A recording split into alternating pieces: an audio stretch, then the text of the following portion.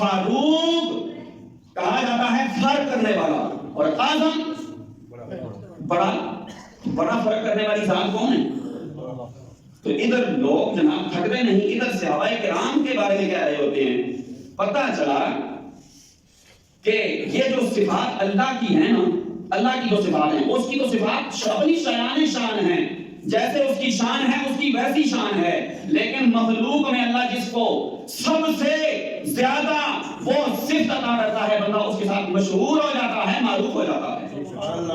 ایک اور بات کرتا چلوں، وہ اللہ پاک کے اسماء لکھے ہوئے ہیں، واللہ الذی سے لے کر ان میں ایک نام دیکھیے لفظ غنی، کیا لکھا ہوا ہے؟ غنی۔ مجھے بتائیں غنی کون ہے جی؟ اللہ کی ذات ہے، تو پھر کیوں کہتے ہو عثمان غنی؟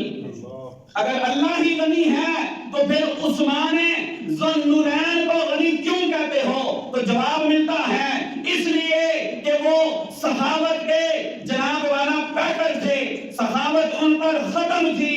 تو پھر ہم بھی تو یہی کہتے ہیں نا، ارے میرے دوستو، ہم صرف اس ہستی کو داتا علی حجویری اس لیے کہا کرتے ہیں کہ وہ ایسی عظیم ہستی ہے، ایسی عظیم ہستی ہے کہ باہر سے ایک بندہ آ گیا، نیا مسلمان ہوا، وہ انگریز مسلمان ہو کر پاکستان آ گیا، جانا کہیں اور تھا، جناب دیکھا کہ وہاں داتا دربار کے احاطے کو چمکتا ہوا دیکھا نا، تو اس کا دل کی جو بتی ہے وہ بھی چمکنا شروع ہو گئی۔ چمکتا ہوا دیکھا، مینار پر چلانا، مسجد پر چلانا، اس نے دیکھا یار بڑا عجیب منظر ہے، میرا دل کرتا ہے میں ذرا اندر جاؤں۔ دل کیا کرتا ہے؟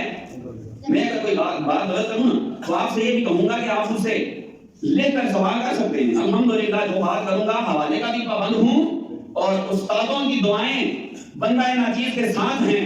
تو حضرات گرامی المرتبہ یہاں پر بتاتا چلوں کہ پھر اس بندے کو جب اندر لے جایا گیا، ایک بزرگ کھڑے ہیں، یہ اولیاء کی کرامات کی بات کرتا چلوں۔ ایک بزرگ نے پوچھا اجنبی لگ رہے ہو اے آنے والے مسافر، اجنبی لگ رہے ہو، بتاؤ ٹھنڈا پینا پسند کرو گے یا گرم؟ سردی کا موسم تھا، تو وہ کہنے لگا یار پاکستان آیا ہوں تو دل کرتا ہے کہ پاکستان میں بڑی سنتے ہیں کہ یہ پاکستانی جو ہے نا اربوں روپے کی چائے پی جاتے ہیں، کیا کرتے ہیں جی؟ پیتے ہیں، یہ ورلڈ ریکارڈ ہے، سب سے زیادہ چائے میرے خیال سے پاکستان میں ہی استعمال ہوتی ہے، جس کا سالانہ بجٹ اربوں میں جاتا ہے۔ تو وہ کہنے لگا بڑی مشہور ہے پاکستان کی، میرا جی چاہتا ہے کہ چائے کا ایک کپ مل جائے۔ تو پھر بزرگوں نے کیا کیا؟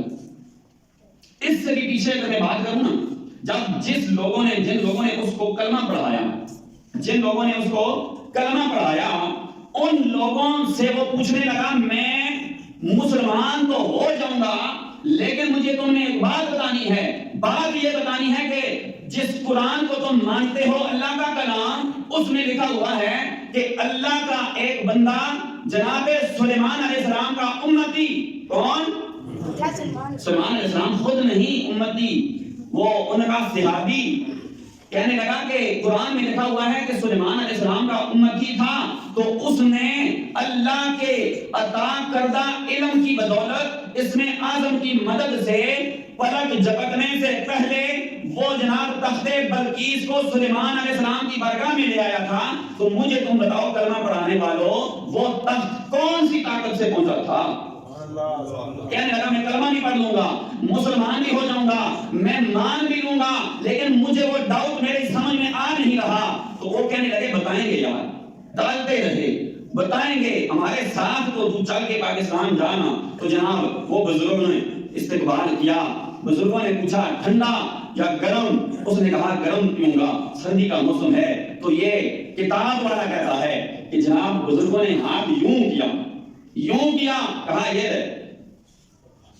آپ میں سے بھی الحمدللہ سارے کسی نہ کسی جگہ کے مریدین ہوں گے نا، تو فخر سے کہہ دیجئے سبحان اللہ، اس لیے کہ اولیاء اللہ کی غلامی اللہ ہم سب کو نصیب فرمائے۔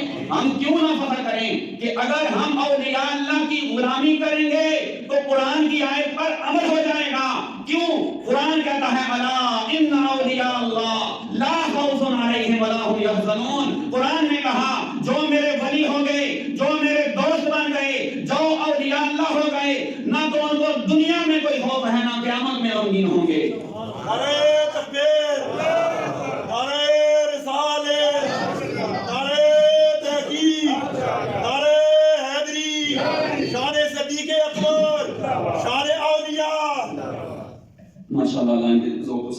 ایک نعرہ میں لگاؤں، آپ نے میرا جواب دینا ہے. اس لیے یہ نعرہ انشاءاللہ کسی نہ کسی موقع پر وقت ہوا تو میں آپ کو بتاؤں گا میں کیوں لگوا رہا ہوں. نعرے دو لگواؤں گا. ایک نعرے کا جواب آپ نے یوں دینا ہے، میں کہوں گا گلی گلی نگر نگر، تو آپ نے کہنا ہے ابو بکر. گلی گلی نگر نگر ابو بکر ابو بکر. اور جب اسی مصرے کو میں کہوں گا نگر نگر گلی گلی، تو پھر آپ کا نعرے کا جواب ہونا چاہیے علی علی. کیا جواب ہونا چاہیے؟ تو اب نعرہ لگاتے ہیں گلی گلی نگر نگر، گلی گلی نگر نگر، نگر نگر گلی گلی. پتہ چلا کہ ہم جو لوگ ہیں ہمیں کہا جاتا ہے اہل السنت والجماعہ. ہم جناب سیدنا صدیق اکبر کی تاجدار صداقت کی بارگاہ سے فیض لے کر مولا علی کے دروازے تک جاتے ہیں، اور ہم صدیق اکبر یعنی ابو بکر صدیق کی الف سے لے کر مولا علی کی یا تک ہر صحابی کو جنتی مانتے ہیں.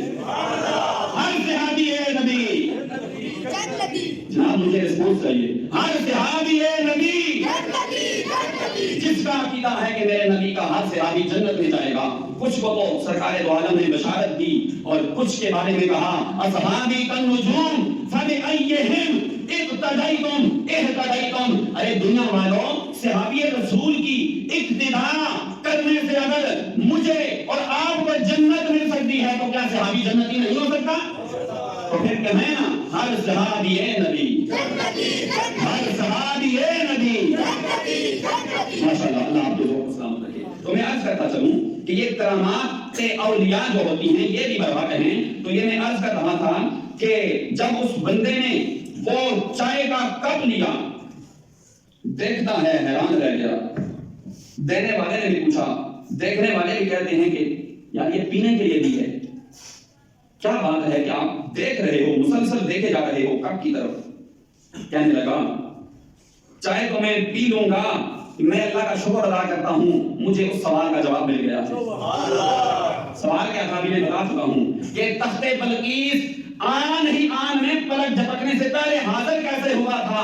وہ بھی اللہ کے نبی کا غلام تھا، یہ بھی نبی پاک کا غلام ہے. تو پتا چلا اولیاء کرام کو جو اللہ طاقت عطا فرماتا ہے، وہ اللہ اپنی شان کسی بندے کے ہاتھ پر جب واضح کرتا ہے، ظاہر فرماتا ہے، تو نبی کے ہاتھ پر ہو وہ معجزہ بن جاتا ہے، ولی کے ہاتھ پر ہو وہ کرامت بن جاتی ہے.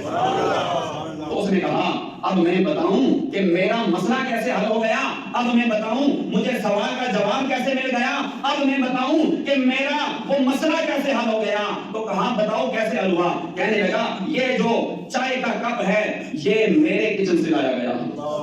ایسا کپ یہی ہے جس میں میں اپنے گھر میں چائے پیا کرتا ہوں. گھر کہاں ہے؟ یورپ میں. تو جناب یہ باتیں محبت کی ہیں.